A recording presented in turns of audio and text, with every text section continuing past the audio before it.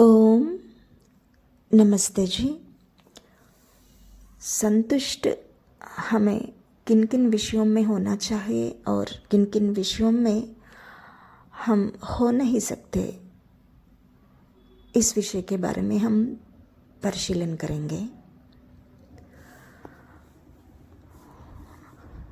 संतोषस्त्रिषु कर्तव्यः स्वदारे भोजने धने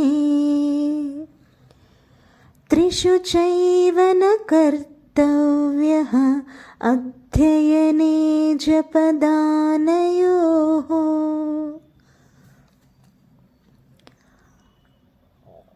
पत्नी या पति के संदर्भ में विवाह करने से पूर्व हमें अच्छी तरह से सोच समझ के निर्णय लेना चाहिए। एक बार निर्णय ले लिया और विवाह कर लिया तो बाद में उस पति या पत्नी से हमें संतुष्ट रहना चाहिए। भोजन,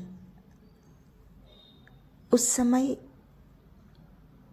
हमें परिस्थिति के अनुकूल जो भी भोजन मिला है उस भोजन से हमें संतुष्ट रहना चाहिए। ऐसे ही धार्मिक रूप से हम जितना भी कमाया है उतना धन से हमें संतुष्ट रहना चाहिए। अधिक धन की लालच में या अधिक स्वादिष्ट भोजन की लालच में या पति पत्नी में कमियों को देखकर अनावश्यक रूप से दूसरे लोगों की तुलना करके देखकर हमें लालच में या लोभ में नहीं जाना चाहिए। इन तीनों विषयों में हमें संतुष्ट रहना चाहिए। ऐसे ही अध्ययन के विषय में जो भी हम अभी तक अध्ययन किया, इससे आनंद तो प्राप्त होता रहता है। जितना हमें अध्ययन हमारा जितना पूरा होते हुए उतना आनंद तो प्राप्त होता रहता है, लेकिन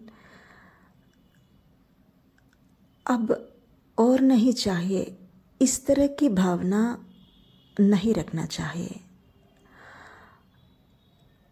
क्योंकि ज्ञान अनंत है। हम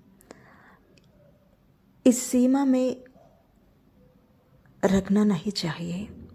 निरंतर प्रयत्न, उस आनंद को प्राप्त करने के लिए निरंतर प्रयत्न जारी रखना चाहिए।